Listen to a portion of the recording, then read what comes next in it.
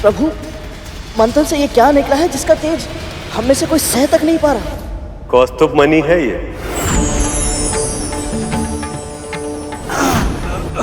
अंतहीन, अपराजित, शुद्ध प्रकाश की अभिव्यक्ति के रूप में परम चेतना का प्रतीक है ये।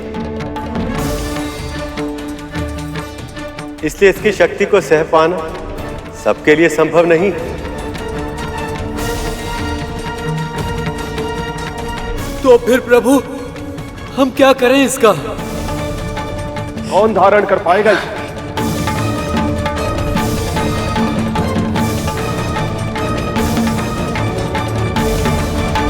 हम सब इस विशाल समुद्र को मथ के इसमें भीषण असंतुलन उत्पन्न कर रहे हैं।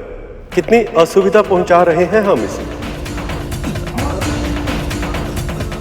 मेरा सुझाव ये है कि हम इस मणि को समुद्र देव को उपहार में दे दें।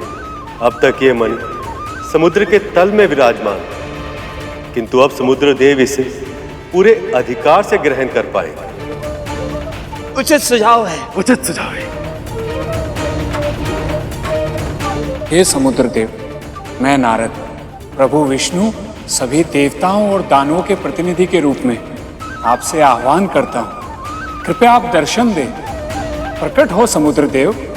प्रकट हो समुद्र देव, प्रकट हो। प्रकट हो समुद्र देव, प्रकट हो। प्रकट हो समुद्र देव, प्रकट हो।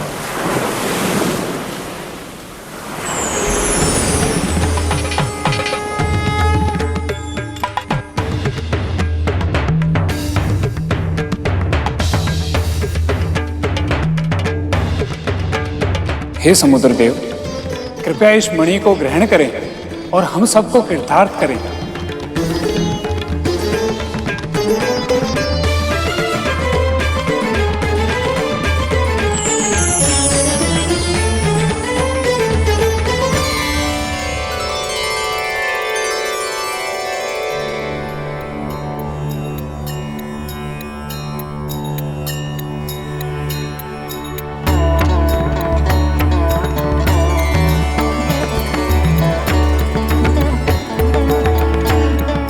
प्रभु विष्णु और आप सभी ने मेरा स्मरण किया, मुझे इस योग्य समझा, इसके लिए आप सभी का बहुत बहुत धन्यवाद।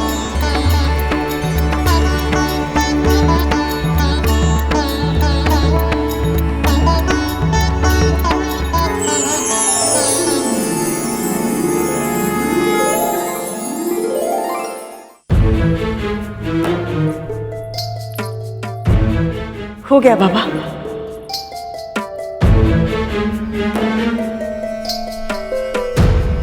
आनंद आ गया।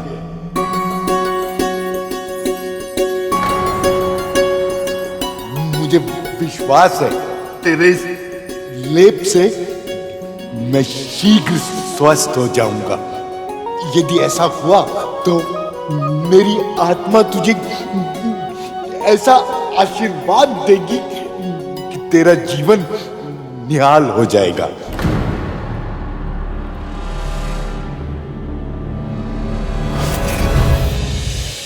हम बाबा के साथ कितना अनुचित व्यवहार कर रहे हैं।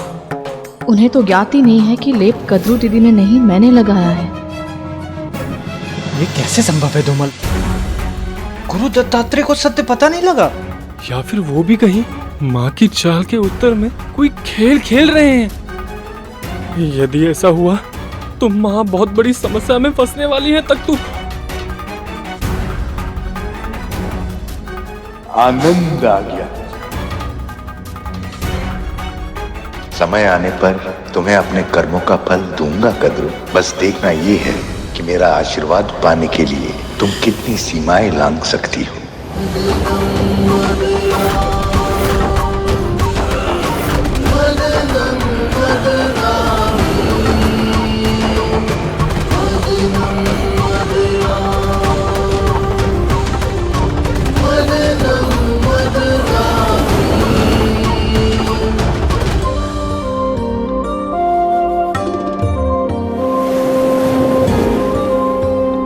कब तक प्रतीक्षा करवाएंगी माँ?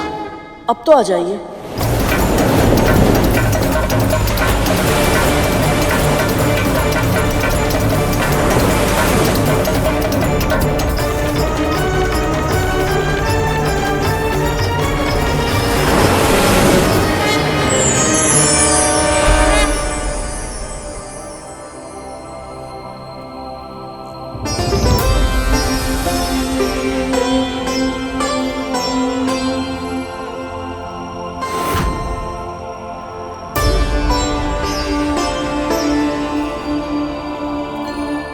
कल्पवृक्ष? वाह गुरु, वृक्षराज को पहचान लिया तुमने? श्रेय मेरा नहीं है भैया, श्रेय माँ का है। माँ ने मुझे 7 लोगों के बारे में बताते समय इनके बारे में भी बताया था। परंतु सत्य तो ये है कि जितना मैंने सोचा था उससे कहीं अधिक सुंदर है ये। क्या बताया था तुम्हारी माँ ने? प्रभु यही कि मन में कोई भी इच्छा क्यों ना हो, यदि इनसे मांगते हैं तो वो इच्छा अवश्य पूर्ण होती है। सत्य ही कहा था उन्होंने। पर कल्प वृक्ष की महिमा केवल इच्छाएं पूरी करने तक सीमित नहीं है गण। इसका महत्व तो इससे भी कहीं अधिक है। इस वृक्ष को तुम सबको देना संभव नहीं है वज्रांग। इस वृक्ष की हम देवताओं ने वर्षों तक सेवा की है। इस पर केवल हमारा अधिकार है। असंभव। स्वर्ग पर केवल हम असुरों का राज है अग्नि, और इस नाते स्वर्ग की प्रत्येक वस्तु पर केवल और केवल हमारा अधिकार है, इस कल्प वृक्ष पर भी। दुखद तो ये है कि जो इसके लिए झगड़ा कर रहे हैं वो ये जानते तक नहीं। बस वज्रांग, रुक जाइए आप लोग। जो सबकी इच्छाएं पूरी करते हैं उनके लिए झगड़ने से पहले आप दोनों पक्ष कल्पवृक्ष से तो पूछ लीजिए कि वो कहां रहना चाहते हैं।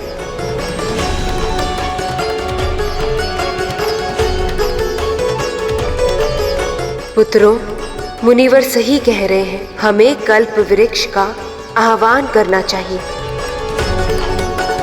हे वृक्षराज, कृपया सामने आइए।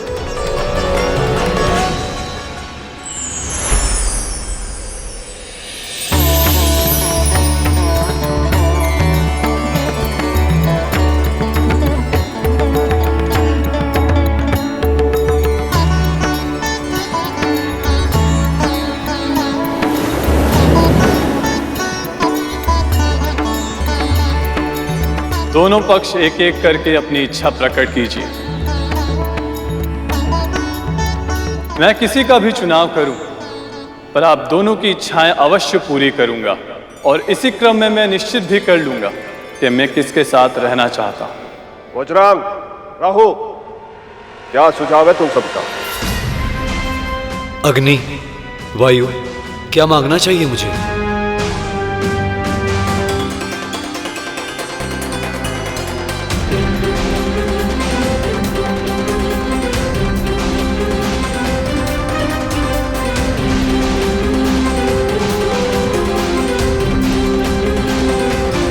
प्रभु को केवल माता लक्ष्मी चाहिए। मुझे मेरी माँ की प्रसन्नता। शेष भैया, आप क्या मांगना चाहेंगे कल्प वृक्ष से? मेरे पास मेरे परम पिता परम प्रभु श्री विष्णु है। सब कुछ है मेरे पास, मुझे और कुछ नहीं चाहिए।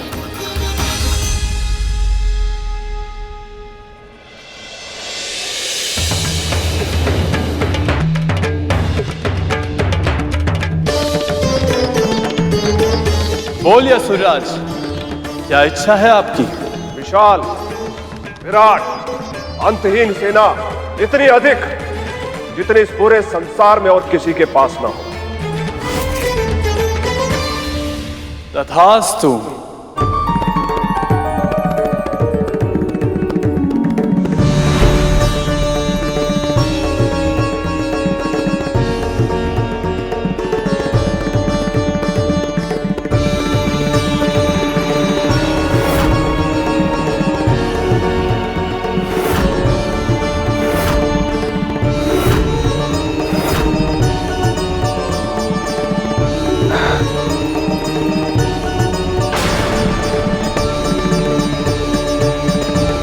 देवराज, शक्ति का पलड़ा तो पहले से ही इन असुरों की ओर झुका हुआ था।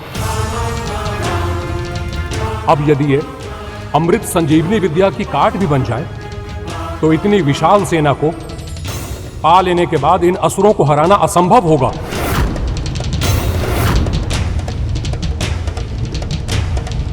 मेरा सुझाव है देवराज की कुछ ऐसा मांगिए जिसकी सहायता से इस असंख्य सेना को एक बार में ही मारा जा सके।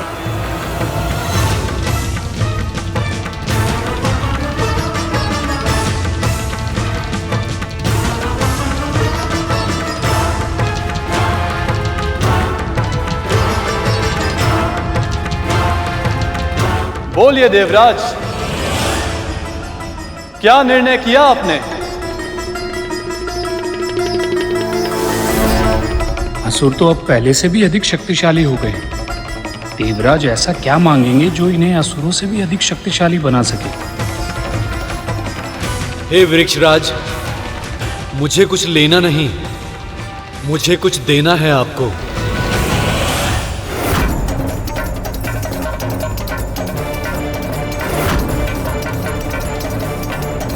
कहीं देवराज इंद्र अपने अहंकार में पुनः कोई भूल न कर बैठे और समुद्र मंथन सफल न हो पाए।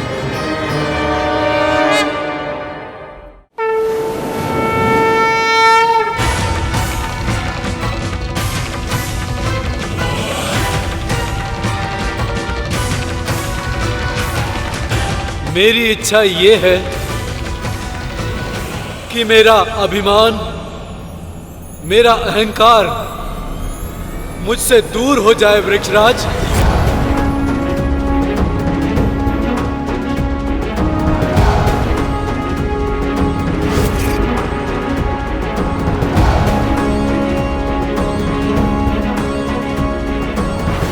तथास्तु।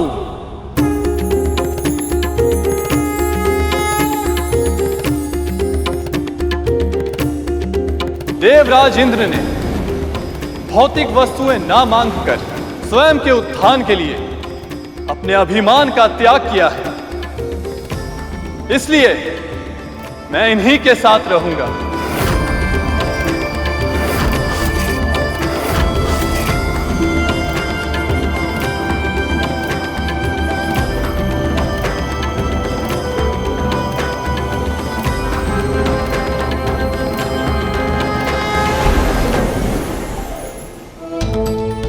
एक बार फिर से ये देवता जीत गया, लेकिन अगली बार मैं ऐसा नहीं होने दूंगी।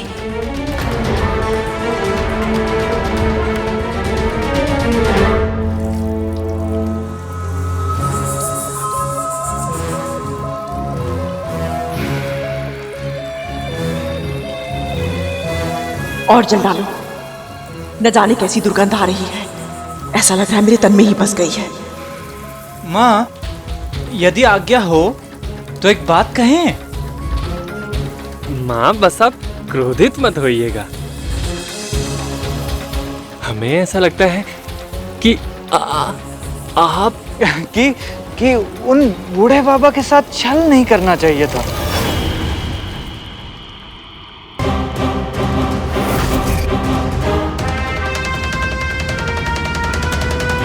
अब तुम दोनों मुझे बताओगे कि मुझे क्या करना चाहिए और क्या नहीं।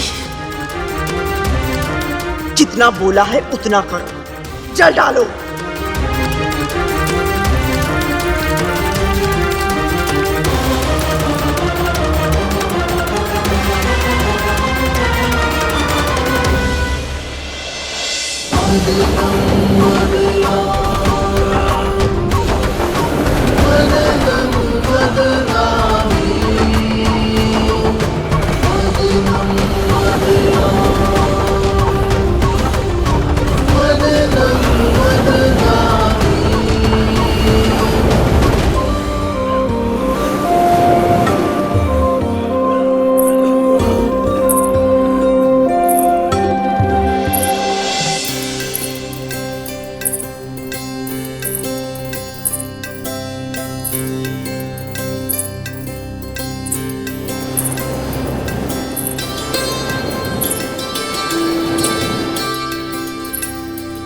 ये अद्भुत सुगंध और पायल की ध्वनि, ये माँ के अतिरिक्त और कौन हो सकती है?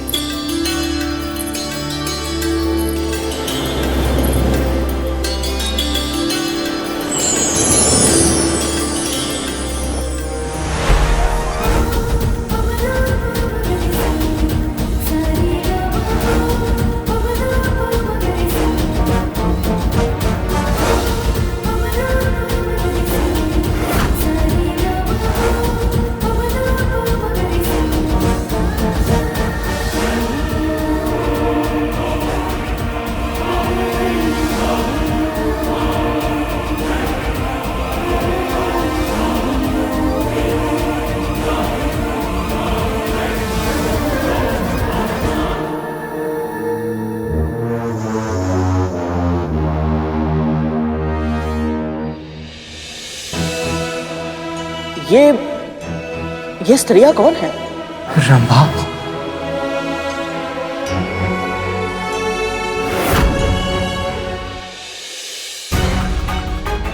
इस रंभा पर तो मेरा ही अधिकार होगा।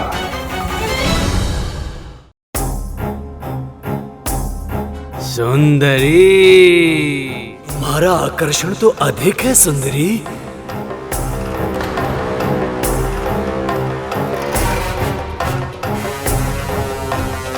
ये आप क्या कर रहे हैं? अप्सराओं को पाने का प्रयास कर रहे हैं। तुम्हारी बारी भी आएगी। इतने उतावले क्यों हो रहे हो? तिथि माँ। पुत्र,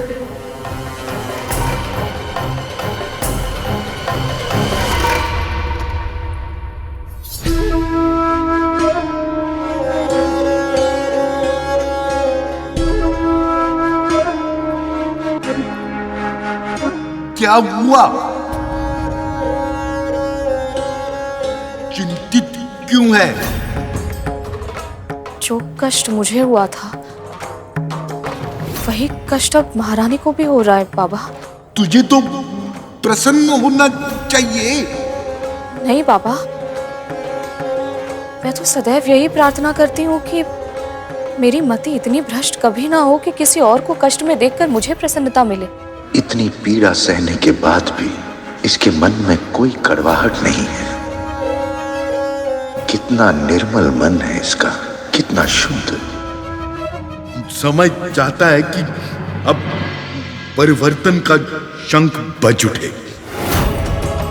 कल बहुत से प्राणियों की आशाओं पर हिमपात होगा, पर कुछ के जीवन के मरुस्थल में प्रसन्नता के फूल भी खिलेंगे। कल मुझसे भोर में मिलने आना विंदा। कल कुछ ऐसा होगा जिसकी तूने कल्पना तक नहीं की होगी।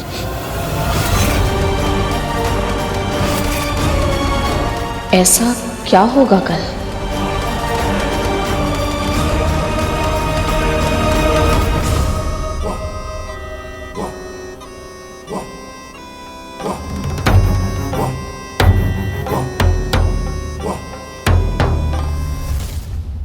आहा, उत्तम, अति उत्तम।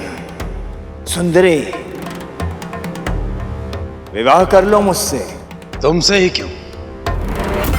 मुझसे क्यों नहीं? पहले प्रस्ताव मैंने दिया है इसे, परंतु देखा ही नहीं, पहले मैंने था। समुद्र के हृदय से निकलते ही ये वज्रांग के हृदय में बस गई। प्रभु, स्त्रियों का तो सम्मान करना चाहिए। ये सब तो कितना अनुचित व्यवहार कर रहे हैं इन सबके साथ। ये अप्सराएं मन के भीतर छुपी कामना की प्रतीक हैं गरुड़। इसलिए जब तक उस कामना पर नियंत्रण नहीं होता तब तक ना तो ये विवाद सुलझेगा और ना ही देवी लक्ष्मी प्रकट होगी।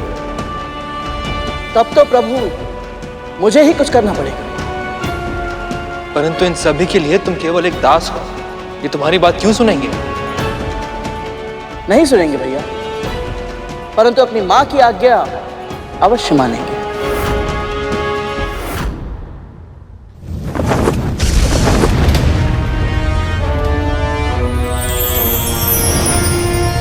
राधा, विवाह तो केवल मेरा होगा। राहु, मेरी माँ उचित ही कहती है। क्या कहती तुम्हारी माँ? यही कि अंत समय वनप्रास में बिताना ही श्रेष्ठ होता है।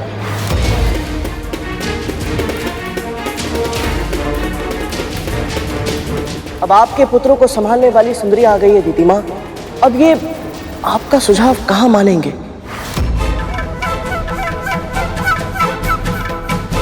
इसीलिए उचित यही होगा कि आप वन में या पिताजी के आश्रम में जाकर तपस्या करें।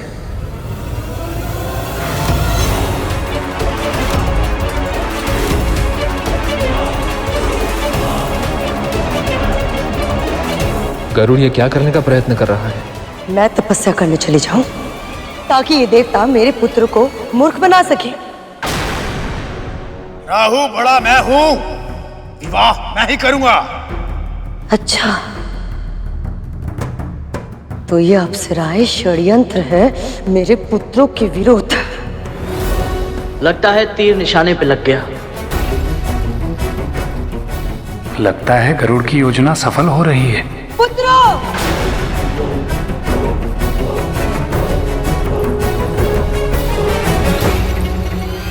कोई भी इन अप्सराओं के निकट नहीं जाएगा। देवता को लेने दो इन्हें, यह आदेश है मेरा।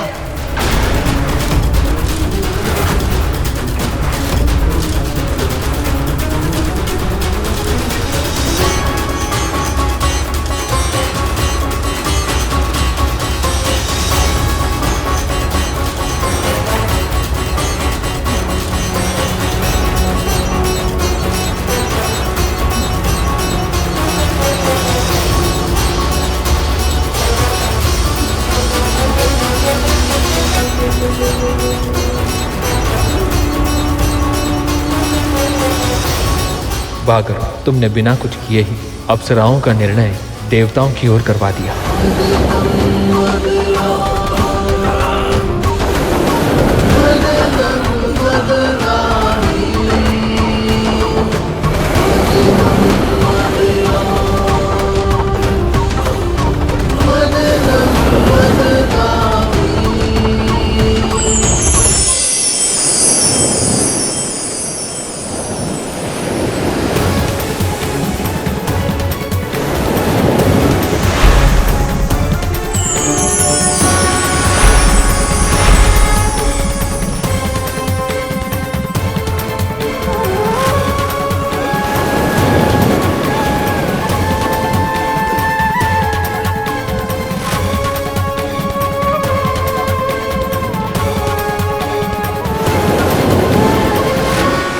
ये अद्भुत प्रकाश, ये मंद मंद चलने वाली पवन और प्रकृति में ये सुंदर बदलाव, ये सब कुछ कैसे हो रहा है?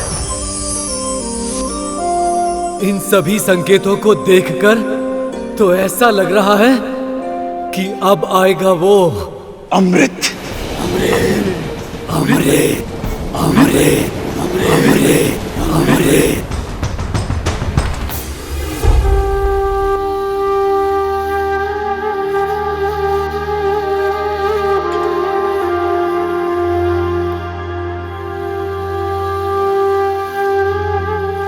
भोर में मिलने आना विंता। कल कुछ ऐसा होगा जिसकी तूने कल्पना तक नहीं की होगी।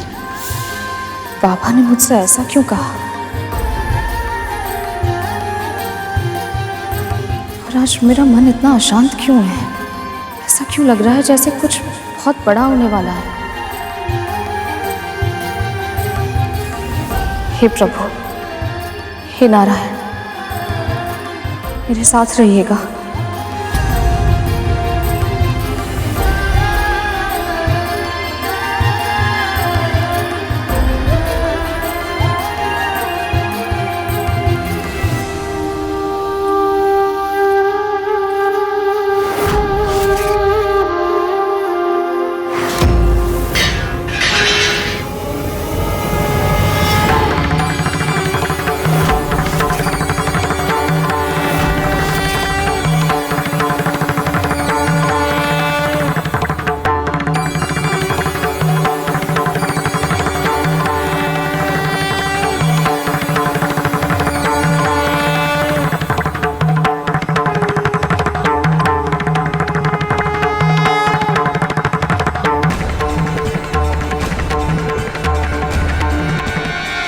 भगवान दत्तात्रेय, आप? कल्याण, तुम मुझे एक साधारण, असहाय, दीनहीन, बूढ़ा रोगी समझकर अपने घर लाई थी, पर मैं वही दत्तात्रेय हूं जिसने अग्नि, वायु, जल, आकाश, पृथ्वी, सूर्य, चंद्रमा, कबूतर, अजगर, समुद्र, मछली, हाथी, कुंवारी कन्या, बालक, कूरर पक्षी, बाण बनाने वाले, मधुमक्खी, सर्प, मकड़ी और भृंगी कीट जैसे 24 गुरुओं से शिक्षा लेकर अपना ज्ञान अर्जित किया है। और अब मैं इस जगत में मुक्त भाव से विचरण करता हूं। मैंने तुम्हारे धैर्य और श्रद्धा के बारे में बहुत सुना था, इसलिए परखने चला आया। तूने मुझे तनिक भी निराश नहीं किया। पूरे मनोयोग से, बिना किसी स्वार्थ के, जिस तरह तूने मेरी सेवा की है, उससे मैं बहुत प्रसन्न हूं विंता। इसलिए अब मैं तुझे वरदान देना चाहता हूं। मन में जो इच्छा है मांग ले। मुझ जैसे साधारण दासी को आपने अपनी सेवा का सौभाग्य दिया। बिना मांगे सब कुछ मिल गया है मुझे। अब मुझे और कुछ नहीं चाहिए। तूने मेरी सेवा निस्वार्थ भाव से तो की ही, किंतु अब मेरे दर्शन पाने के बाद भी तेरे मन में लोभ नहीं जागा। तेरे मस्तिष्क में किसी अभिलाषा का विचार तक नहीं आया। और इसलिए अब मैं तेरी झोली में वो सब डालूंगा, पूरी तरह सुपात्र होने के पश्चात भी, जिसके लिए तू वर्षों तक तरसी है। दासत्व का जो दंश तुझे दिन प्रतिदिन दसता है, अब तुझे उस दासत्व से मुक्ति मिल जाएगी।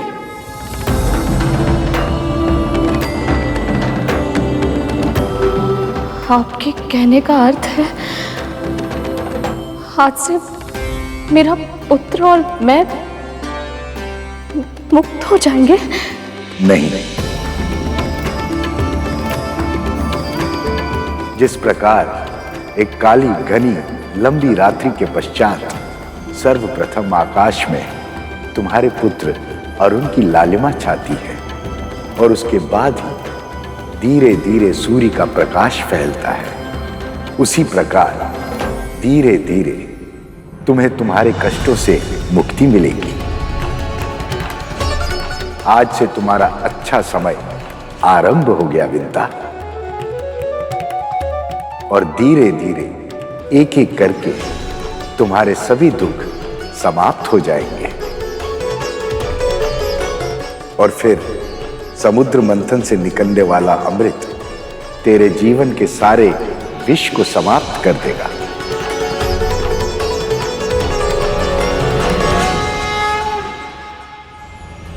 कल्याण।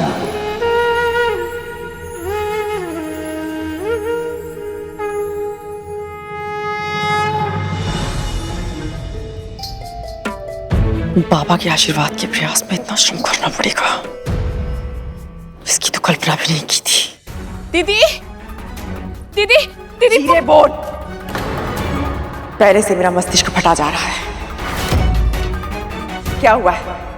क्यों आई है तू यहाँ? दीदी वो बाबा, वो कोई साधारण बाबा नहीं है, वो भगवान दत्तात्रेय है दीदी।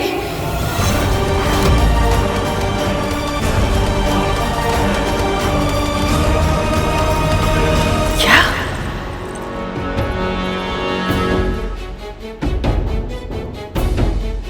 क्या कहा तूने? ये सत्य है दीदी। हमारे स्वामी प्रभु विष्णु की प्रतिमा को नहीं, भगवान दत्तात्रेय को प्रणाम कर रहे थे।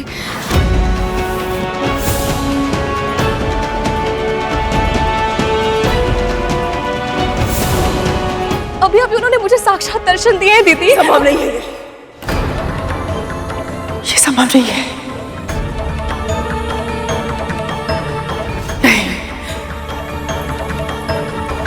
नहीं है संभव।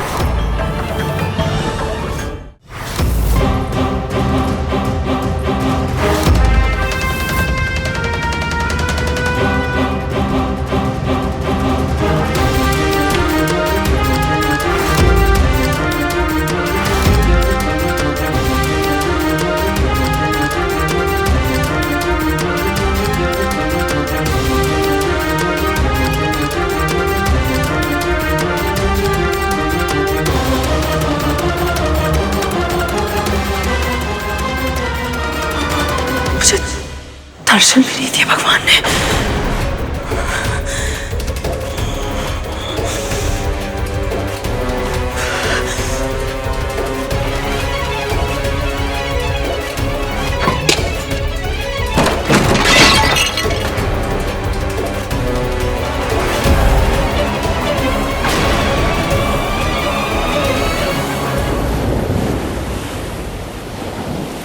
न जाने क्यों ये खुशबू मुझे अमृत की नहीं लग रही। ये सुगंध तो माता लक्ष्मी के आंचल की है।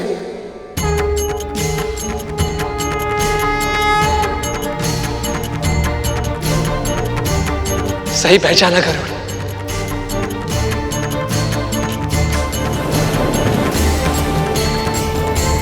तो क्या अब मां लक्ष्मी प्रकट होने वाली है?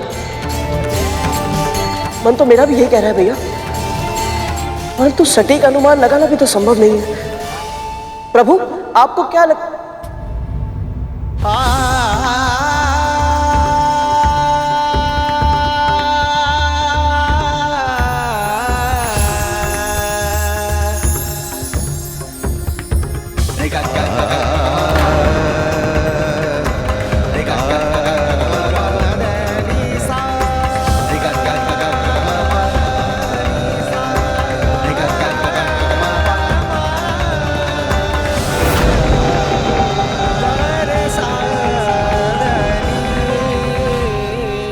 स्वामी, हमारे इस विरह की अवधि में हमारी पुनर्मिलन की प्रतीक्षा समझकर बिताइएगा। अभी हमें जाना होगा प्रभु।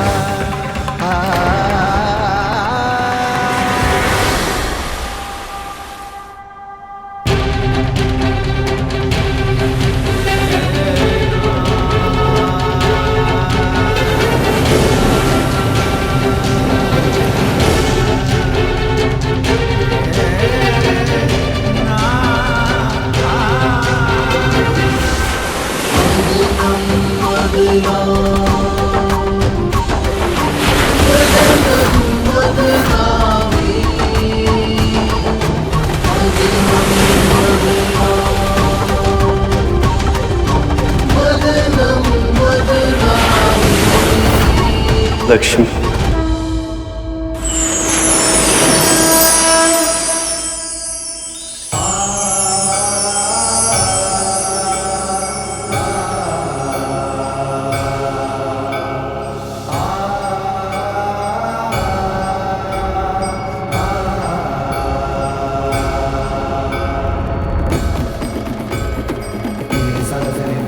आठ दल वाला कमल,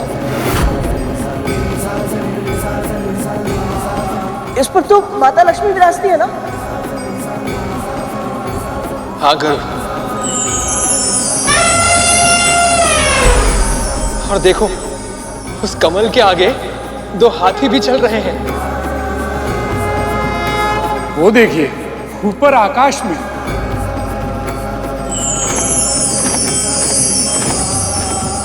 देवी लक्ष्मी का वाहन उल्लू।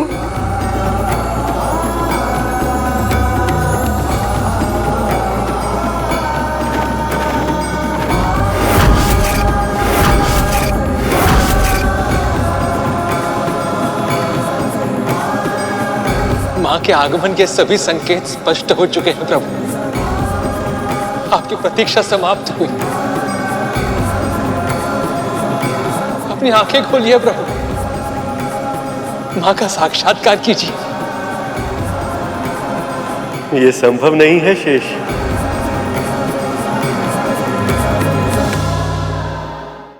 प्रभु, ये आप क्या कह रहे हैं? माता लक्ष्मी से मिलने के लिए आप इतने व्याकुल थे, और अब जब वो पल आ गया तो आप आंखें खोलकर उन्हें क्यों नहीं देख रहे? मैं इतना प्रसन्न, इतना उत्साहित हूं कि मुझे भय लग रहा है गरुड़, कि कहीं ऐसा ना हो जाए कि मैं अपनी ऊर्जा पर नियंत्रण ही ना रख पाऊं।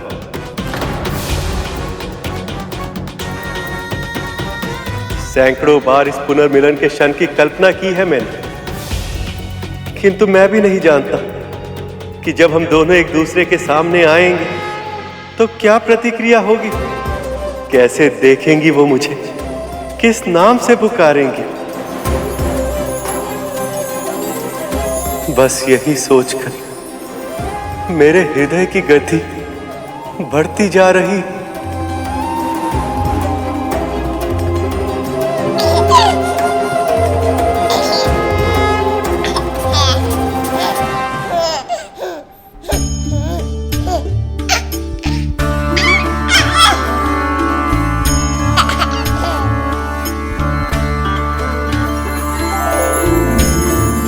लक्ष्मी,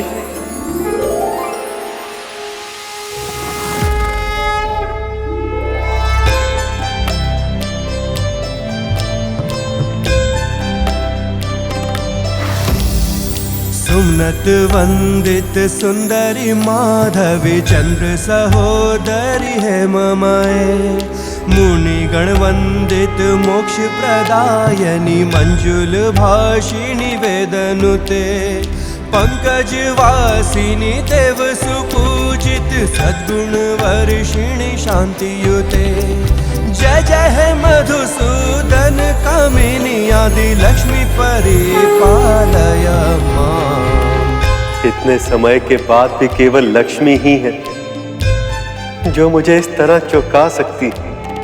ऐकली कल्मष नाशिनी कामिनी वैदिक रूपिणी वेदमये, क्षीर समुद्भव मंगल रूपिणी मंत्र निवासिनी मंत्र नुते, मंगलदायनी अंबुज वासिनी देवगणाश्रित पादयुते, जय जय है मधुसूदन कामिनी धान्य लक्ष्मी परिपालय मां। माता लक्ष्मी शिशु रूप में वापस आई है। जयवर वर्षिणी वैष्णवी भार्गवी मंत्र स्वरूपिणी मंत्रमये, सुरगण पूजित शीघ्र फल प्रद ज्ञान विकासिनी शास्त्रनुते। देवी अदिति, देवी दिति, देखिए माँ के शिशु चरणों में सभी शुभ चिन्ह विद्यमान हैं। मधुसूदन कामिनी धैर्य लक्ष्मी परिपालय मां।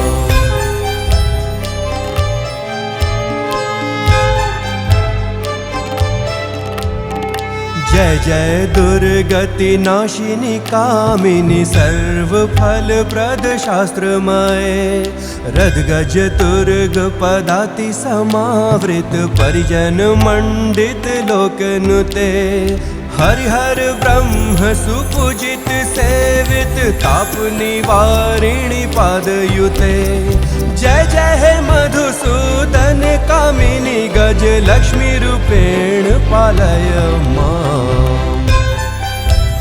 अद्भुत लक्ष्मी, अद्भुत है आपकी लीला। प्रभु मैं समझ नहीं पा रहा हूं, माता लक्ष्मी ने शिशु रूप में दर्शन क्यों दिए? क्योंकि ये भी हमारा ही बनाया नियम है। तुम तो जानते हो गरुड़ कि आत्मा अजर अमर होती, ना उसका जन्म होता और ना ही मरण। आत्मा जब एक नए तन को धारण करती है तो उसकी नई यात्रा का आरंभ बाल्यावस्था से ही होता है।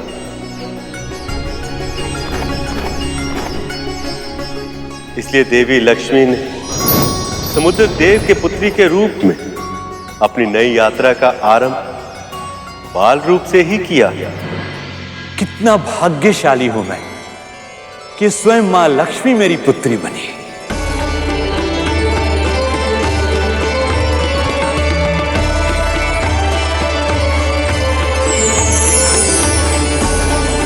हमें भी अपने इस सखी के दिव्य रूप के दर्शन करने हैं। माँ ने इस रूप में आकर चमत्कार कर दिया प्रभु। इनके कारण माँ पार्वती और माँ सरस्वती के दर्शन भी हो गए और यहाँ का वातावरण और भी अधिक पवित्र हो गया।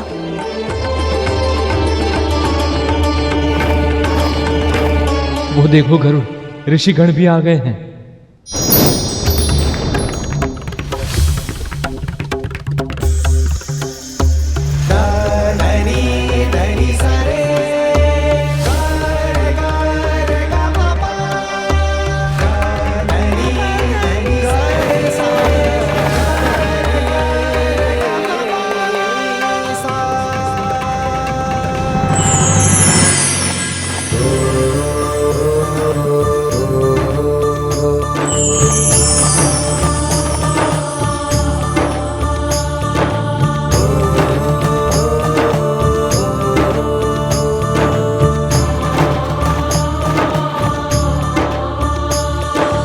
लक्ष्मी, अब आप अपने मूल स्वरूप में आने की कृपा करें।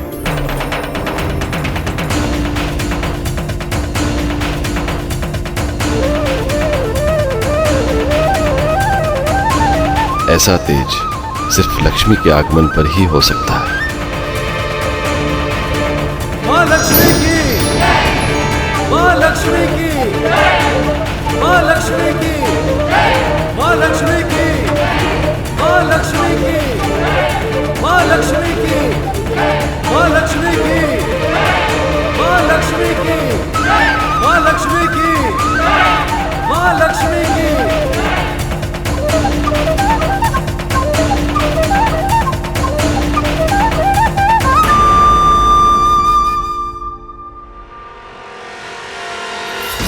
माता लक्ष्मी की, माता लक्ष्मी की, माता लक्ष्मी की, माता लक्ष्मी की, माता लक्ष्मी की, माता लक्ष्मी की, माता लक्ष्मी की, माता लक्ष्मी की।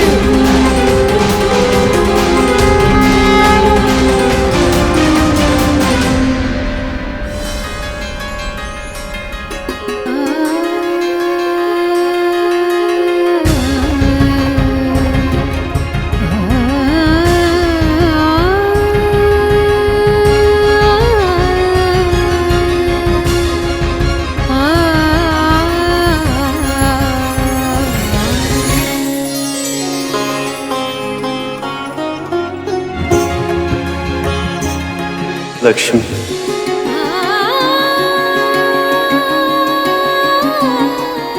इस क्षण की प्रतीक्षा में हर पहर युगों की तरह बीतता है।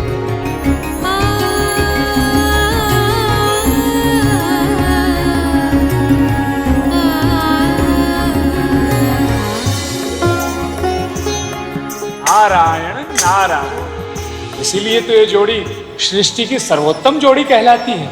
माँ की लीला में प्रभु कब भागीदार बन गए पता ही नहीं चला। नारायण नारायण। भैया, नारद मुनि ने बिल्कुल सत्य कहा। जब से मैं वैकुंठ आया हूं, मुझे यही लगता था कि सब कुछ होते हुए भी कोई कमी है। आज इन दोनों को इस तरह मुस्कुराते हुए देखकर अब समझ आया कि वो कमी किस बात की थी। मां के दर्शन मैंने पहले भी किए थे और तब वो उदासी थी। मुस्कुराते तो प्रभु भी थे, परंतु इनकी मुस्कुराहट की चमक इनकी आंखों में नहीं दिखती थी। और आज भले ही प्रभु और मां लक्ष्मी मिल नहीं पाए, परंतु इनके एक साथ एक स्थान पर होने से ही ऐसा प्रतीत होता है जैसे जैसे सारे संसार की प्रसन्नता लौट आई है। माँ लक्ष्मी की जय, माँ लक्ष्मी की जय, माँ लक्ष्मी की जय, माँ लक्ष्मी की जय, माँ लक्ष्मी की जय, माँ लक्ष्मी की जय। माँ, जब आपने ये पूरी लीला रची ही है, हम सबको इसका भागीदार बनाया ही है, तो अब हमें आप इसका पूर्ण आनंद लेने दीजिए।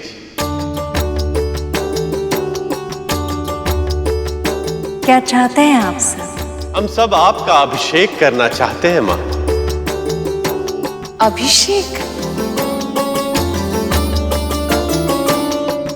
ये तो बहुत ही प्रसन्नता की बात है।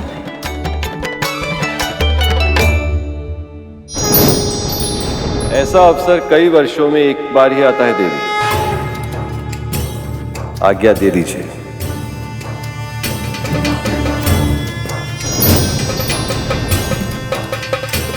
भक्तों की इच्छा तो मां ने सदैव ही पूर्ण की है। मुझे विश्वास है आज भी आप इन्हें निराश नहीं करेंगे।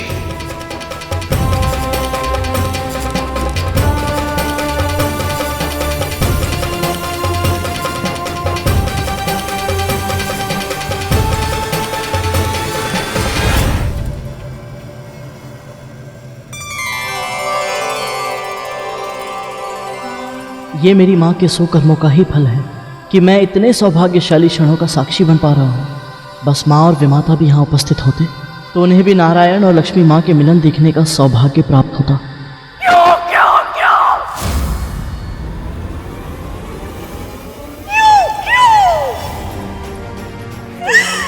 मेरे साथ सदा क्यों ऐसा होता है? क्यों सब पक्षपात करते हैं मेरे साथ? तेरा सदैव पक्ष लेते हैं सब। क्यों विद्या, क्यों?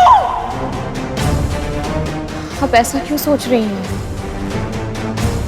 दर्शन भले ही ना हुए हो, पर उनकी सेवा करने का सौभाग्य तो आपको भी मिला है ना। जो मुझे मिला है दीदी उसे सौभाग्य कहती है तो सौभाग्य ही सही। तूने क्या मांगा उनसे? हाँ? चुप क्यों है, बोलती क्यों नहीं? इस बार तूने क्या वरदान मांगा अपने पुत्र के लिए? बोलना।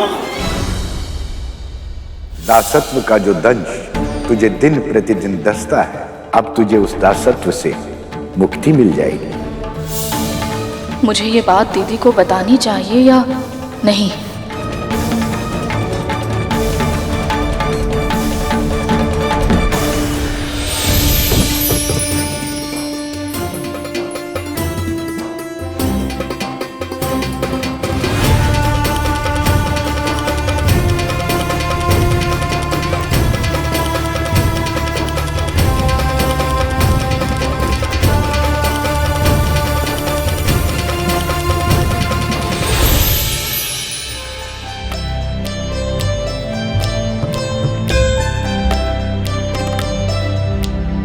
सुमनत वंदित सुंदरी माधवी चंद्र सहोदरी है ममाए। मुनिगण वंदित मोक्ष प्रदायनी मंजुल भाषिणी वेदनुते।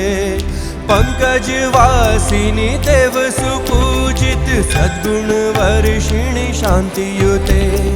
जय जय है मधुसूदन कामिनी। ये देवियाँ कौन है? ये सभी पवित्र नदियां हैं। गंगा, जमुना, सरस्वती, नर्मदा, कावेरी। हास्य मुखे नवनिधि दायिनी कलिमल हारिणी कामित फल प्रद हस्तयुते। जय जय है मधुसूदन कामिनी विद्या लक्ष्मी सदा पालय मां।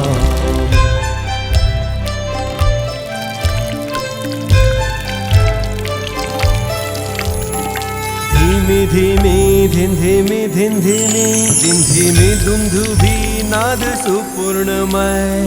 घुम घुम घुम घुम घुम घुम घुम घुम शंख निनाद सुवाघनुते। वेद पुराण इतिहास सुपूजित वैदिक मार्ग प्रदर्शयुते। जय जय है मधुसूदन कामिनी धन लक्ष्मी रूपेणा पालय मां। श्लो अष्ट लक्ष्मी नमस्तु। कितनी अनजान बन रही है लक्ष्मी, मेरी ओर देख तक नहीं रही और फिर भी दूर से ही उन्होंने मेरे चरण पखार दिए। भक्त मोक्ष प्रदायिनी।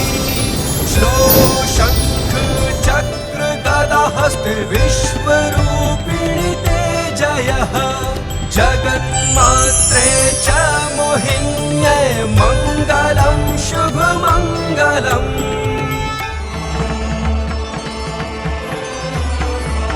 माता लक्ष्मी पर पत्तों और फूलों की वर्षा। देवी लक्ष्मी नए जीवन और समृद्धि का प्रतीक है, इसीलिए भूमि देवी ने अपना उपहार समर्पित कर रही है।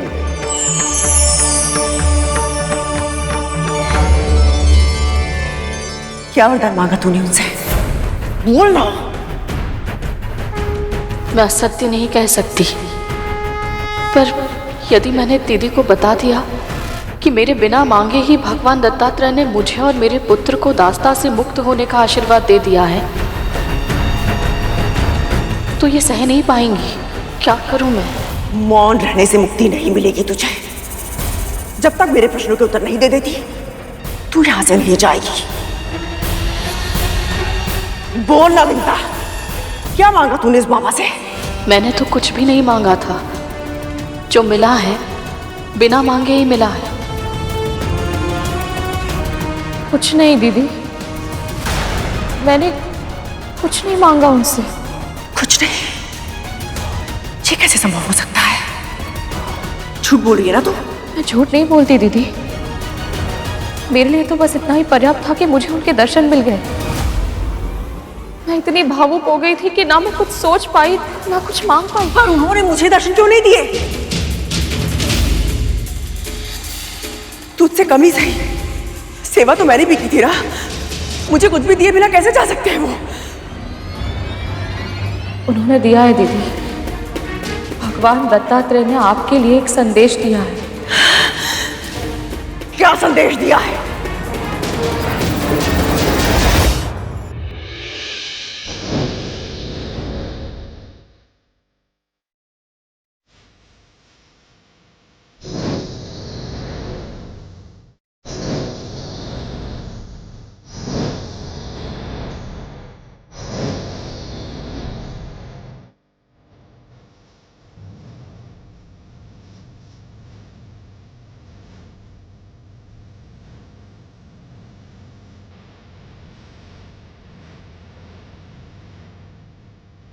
माता अम्बलिनी, अपने पंचगव्य का दान करके आपने मुझे कृतार्थ कर दी।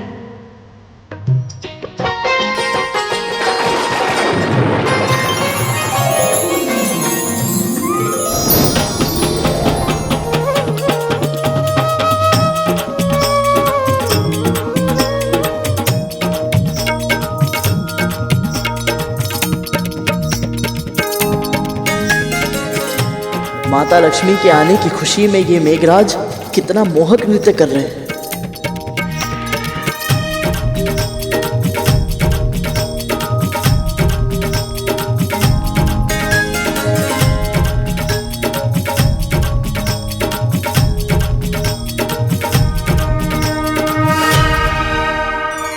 हे मां, ये समस्त संसार आपके हाथों की कठपुतली ही तो है।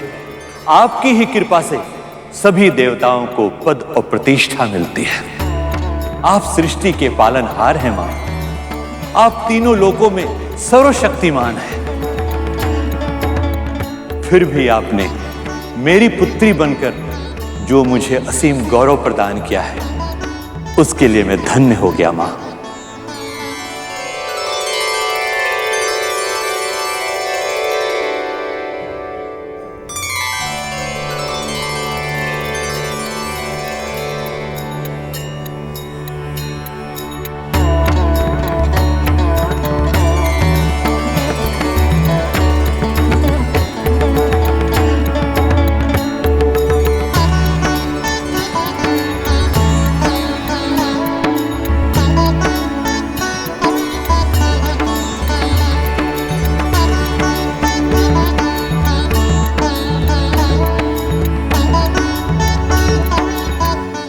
इन पीले वस्त्रों में मां को देखकर ऐसा लग रहा है कि मां प्रभु के रंग में ही रंग गई है।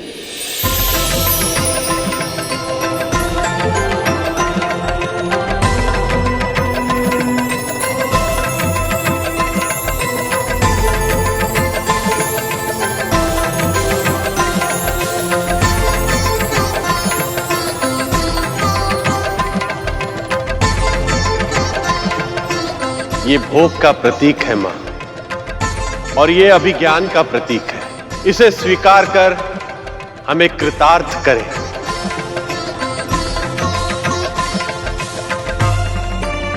ये कभी न मुरझाने वाली माला है, इसे स्वीकार कीजिए।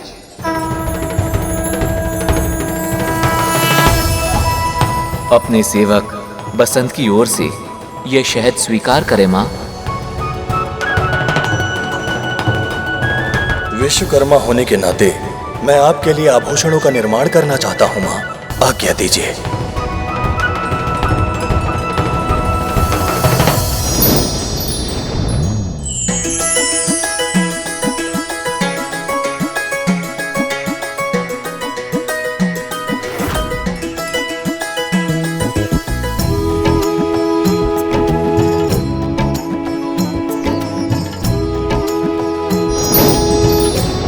अपनी सखी की ओर से ये मोतियों की माला स्वीकार कीजिए देवी।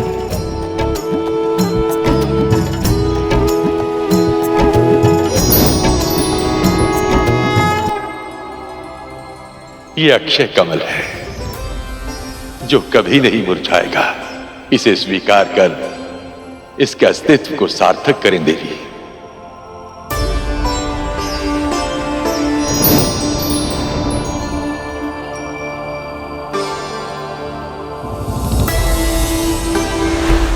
मां, मेरी ओर से ये तुच्छ भेंट स्वीकार करें।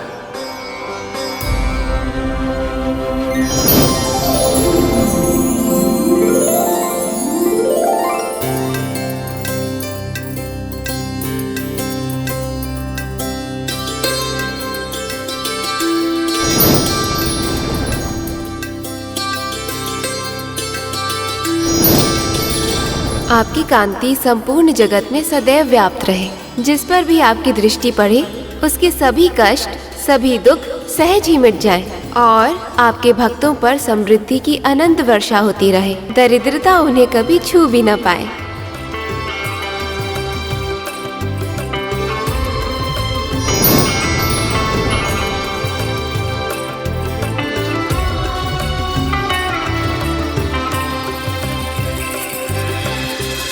अद्भुत देवी, अद्भुत। सौभाग्य का प्रतीक है ये कुमकुम, इसे स्वीकार करें मां।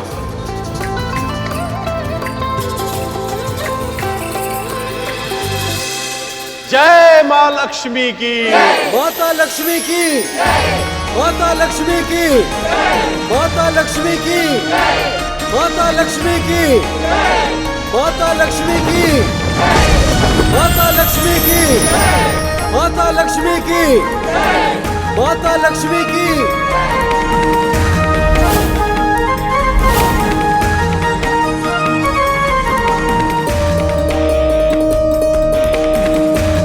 मेरे पास आपको भेंट देने के लिए कुछ नहीं है माँ, इसलिए मैं कुछ देने नहीं मांगने आया हूँ। अब प्रभु विष्णु की प्रतीक्षा का अंत करें।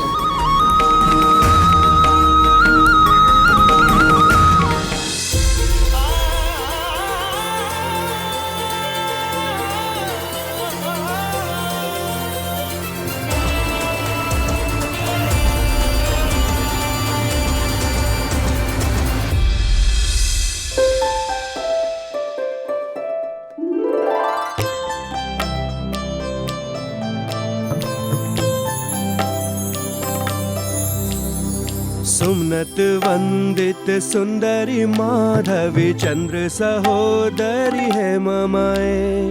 मुनि गण वंदित मोक्ष प्रदायनी मंजुल भाषिणी वेदनुते। पंकज वासिनी देव सुपूजित सद्गुण वर्षिणी शांतियुते। जय जय है मधुसूदन कामिनी आदि लक्ष्मी परिपालय माम्।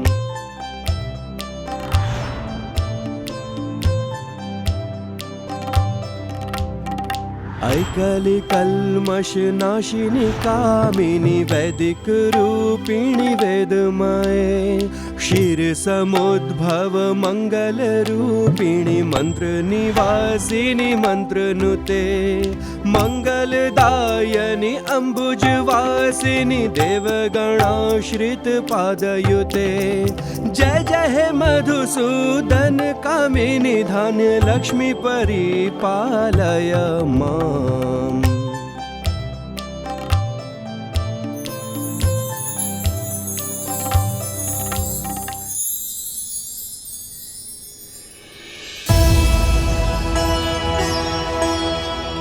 माँ, आपने मुझ पर दृष्टिपात करके बहुत अधिक सुख दिया है मुझे।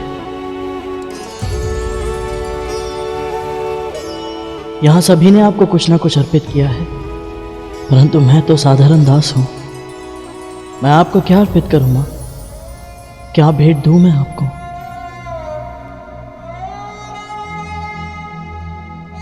देवी लक्ष्मी तुम्हारी भक्ति और सेवा से इतनी प्रसन्न है कि उन्हें अभी किसी भी उपहार की आवश्यकता नहीं है गरुड़। जब कोई पिता अपनी पुत्री को इस रूप में देखता है तो कितनी ही भावनाएं एक साथ उभरती है। इसकी था पाना भी असंभव है। पुत्री के बड़े हो जाने की प्रसन्नता से पिता का मन मयूर नृत्य कर रहा होता है, पर साथ ही साथ उसके बिछड़ जाने के दुख से भावुक भी हो जाता है। प्रत्येक पिता की एक इच्छा और कर्तव्य भी है कि वो अपनी पुत्री के लिए एक योग्य वर ढूंढे। इस समय आप भले ही मेरे सामने एक पुत्री के रूप में हैं, पर यह मैं कैसे भूल जाऊं कि आप त्रिलोक की स्वामिनी हैं, संपूर्ण सृष्टि की माता हैं आप। इसलिए आपके योग्य जीवन साथी का चुनाव करने में मैं असमर्थ हूं।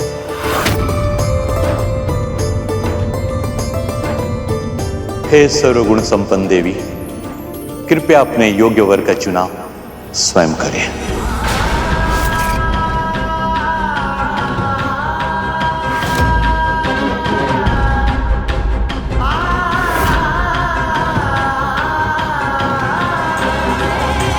चुनाव?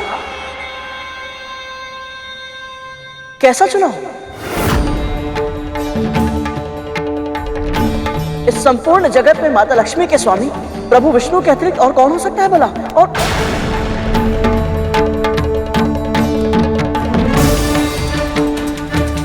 गरुड़ ने उचित ही कहा है देवी। वैसे तो आपके वल्लभ परम ब्रह्म सृष्टि के पालनहार श्री हरि के अतिरिक्त और कोई हो ही नहीं सकते हैं।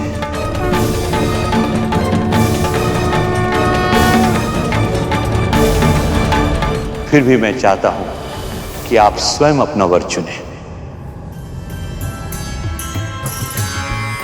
उत्तम सुझाव है देवी।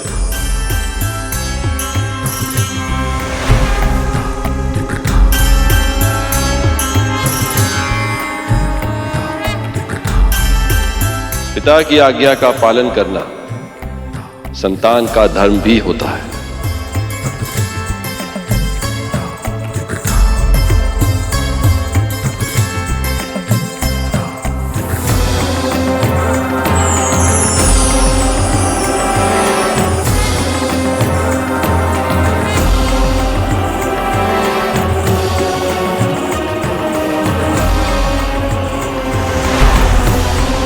पुत्री, स्वयंवर आरंभ करें।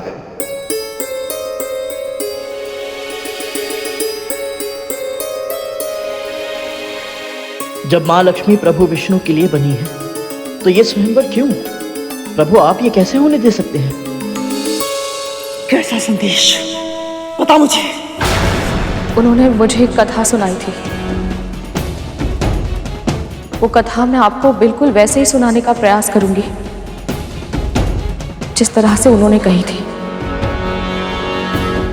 एक बार एक राजा ने घोषणा करवाई कि उसके पूरे राज्य में केवल पालक ही उगाई जाएगी, उसी का क्रय विक्रय होगा और सारी प्रजा केवल पालक ही खाएगी, न कोई और अन्न न किसी और प्रकार की तरकारी का पूरे राज्य में प्रयोग किया जाएगा।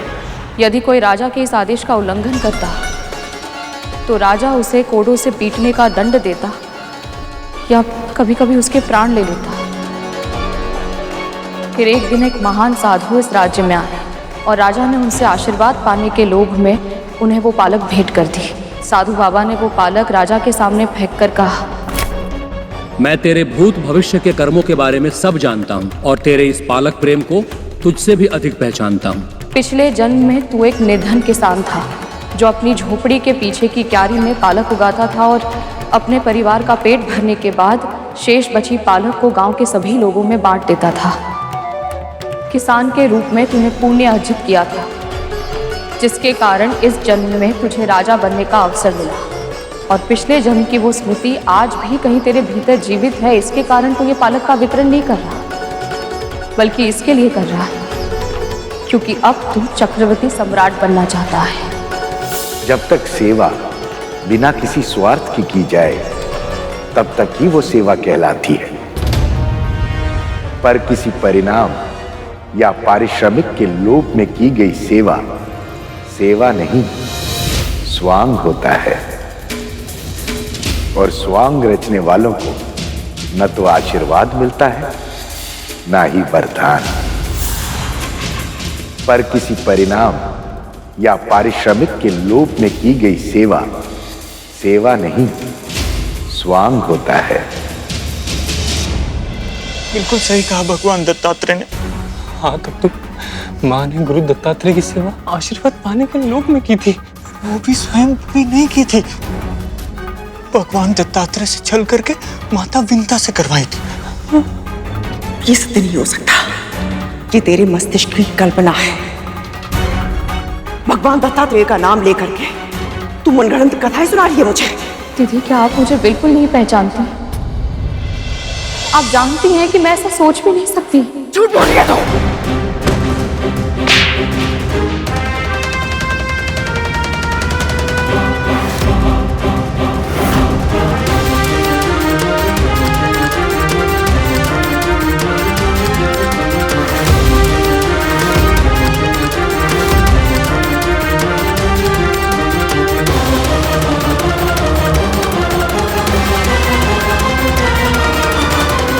सही किया भगवान दत्तात्रेय ने, माँ के साथ ऐसा ही व्यवहार होना चाहिए। हाँ, तब तो विमाता विंता सही थी, फिर भी माँ ने उन्हें दोषी ठहराया, इसीलिए उनके चेहरे पर एक काला चिन्ह आ गया। अब बहुत हो गया धूमल, माँ को उनके बुरे कर्मों का दंड मिलना ही चाहिए। प्रभु, भला माँ को स्वयंवर की क्या आवश्यकता है? मैंने स्वयं इन्हें विरह की अग्नि में जलते देखा है। हर पल इन्होंने केवल आप ही को प्रेम किया है। तो फिर ये सब क्यों प्रभु? आप दोनों के मिलन में इतना विलंब क्यों?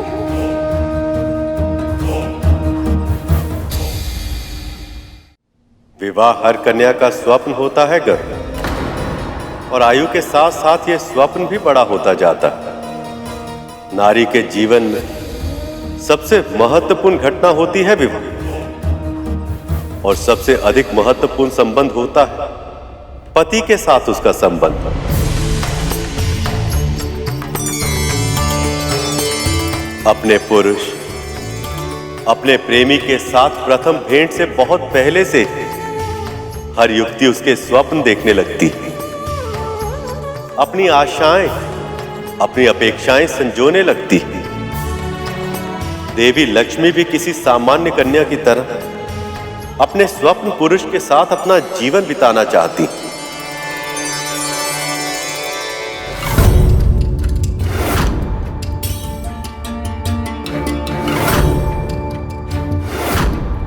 और ये इनका अधिकार है। चुनाव का ये अधिकार मैं तो क्या, कोई भी पुरुष किसी स्त्री से छीन नहीं सकता।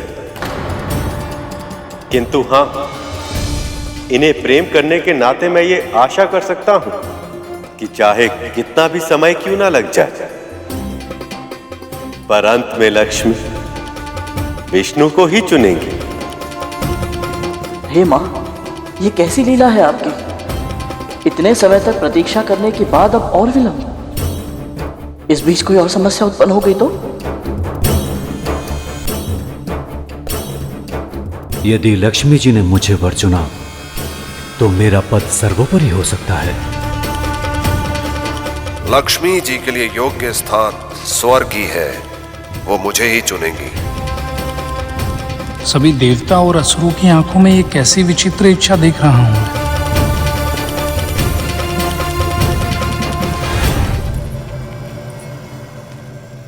ये देवराज इंद्र हैं पुत्री, असीमित ऊर्जा की स्रोत, खगोलीय विद्युत, भयानक आंधियों के स्वामी। ये वीर अवश्य है पिताजी, पर इनमें असुरक्षा की भावना प्रबल है।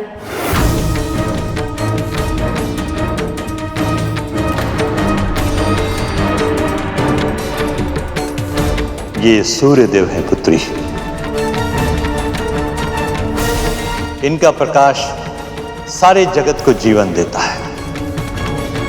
इनमें प्रकाश तो अवश्य है पिताजी, पर ताप भी असहनीय है। आपने उचित कहा देवी।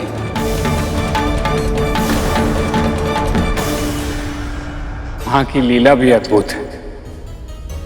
अब इन सभी के गुण और अवगुण दोनों ही अपने आप सामने आ जाएंगे। नारायण नारायण। कोई भी अपने अवगुणों को दूर करने का प्रयास तभी कर सकता है जब उन्हें अपने अवगुणों का ज्ञान हो जाए। धन्य है मां, धन्य है आप। मन की भावना गुणों और अवगुणों से परे होती है भैया।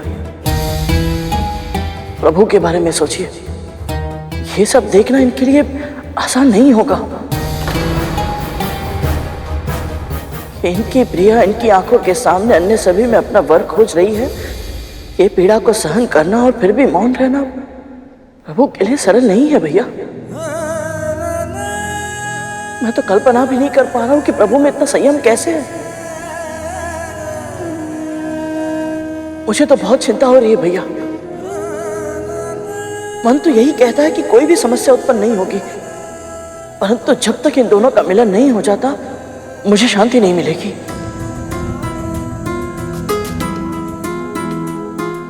ये अग्निदेव है पुत्री, प्रकाश और ताप दोनों सूर्य से कम है, किंतु अगर ये चाहें तो रात के अंधेरे को दिन के उजाले में बदल सकते हैं।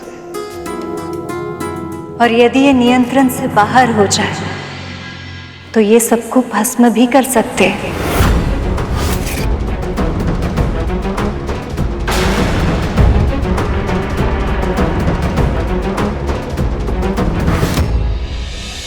ये वायुदेव हैं पुत्री,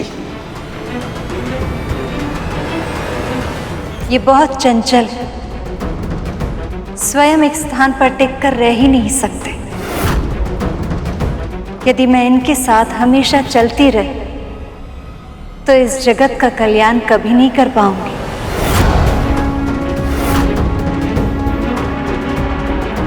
इनसे मिलिए पुत्री, ये हैं वरुण देव। इनके व्यक्तित्व में तरलता इतनी अधिक है कि ये बार बार अपने आकार बदलते हैं, और जो स्वयं अपना आकार इतनी बार बदले उनके साथ मैं स्थिर कैसे रह सकती हूँ।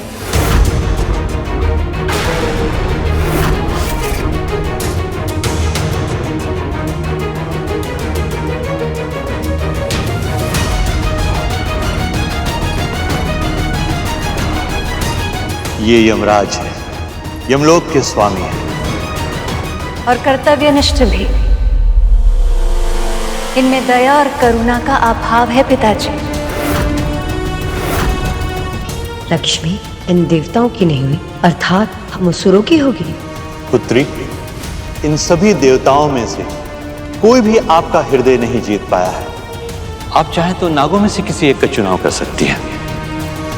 मैं अभी उनका प्रबंध कर सकता हूं।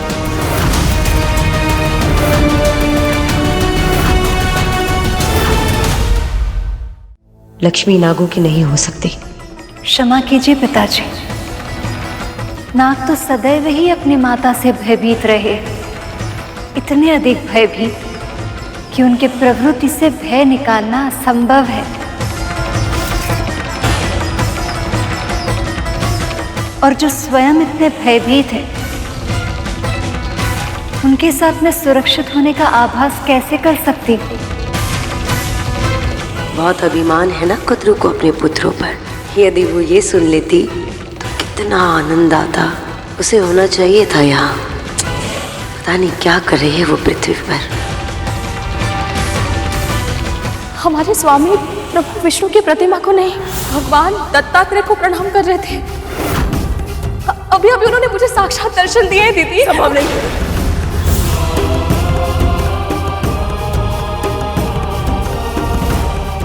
ये आप क्या कर रही है माँ? संभालिए स्वयं को। ऐसे दुखी होने से क्या होगा माँ? यदि आप मनी मन घुटती रहेंगी तो हम आपकी सहायता कैसे करेंगे? आप बात बताइए माँ। फिर से वही सब हो रहा है तक्षक कालिया। एक बार फिर से मेरे साथ अन्याय हो रहा और अब ये मैं सह नहीं सकती, नहीं सह सकती। भगवते वासुदेवाय। ओम नमो भगवते वासुदेवाय। ओम नमो भगवते वासुदेवाय। कितनी प्रसन्न है वो आज। अवश्य कुछ ना कुछ ऐसा है जो मुझसे छुपा रही है। इसकी पहले की बहुत देर हो जाए। मुझे जानना होगा कि वो भेद क्या है। यदि इस बार उसने मुझसे कोई भी चालाकी की तो उसकी ऐसी दशा करूंगी कि प्रभु नारायण भी उसे मुझसे नहीं बचा पाएंगे।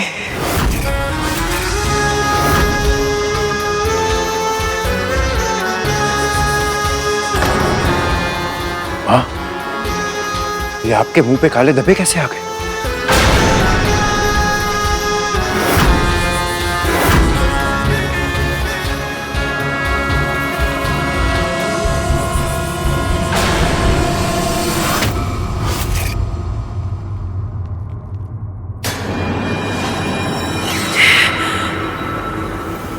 ये क्या हो रहा है मेरे साथ? और सबसे महत्वपूर्ण है ये मेरे मुंह पे क्यों हो रहा है?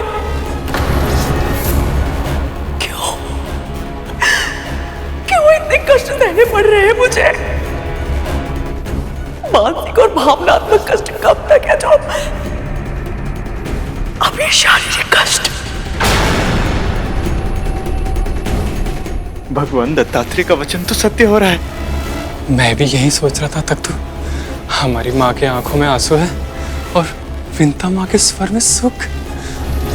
हाँ, इसका अर्थ तो यह है कि विंता माँ और गरुड़ शीघ्र ही दास्ता से मुक्त हो जाएंगे। लक्ष्मी माँ तो सभी में कोई ना कोई अवगुण खोज रही हैं। ये तो स्वाभाविक है शेष। जो सर्वगुण संपन्न, वो किसी अवगुण से युक्त पुरुष के साथ जीवन निर्वाह कैसे कर सकती?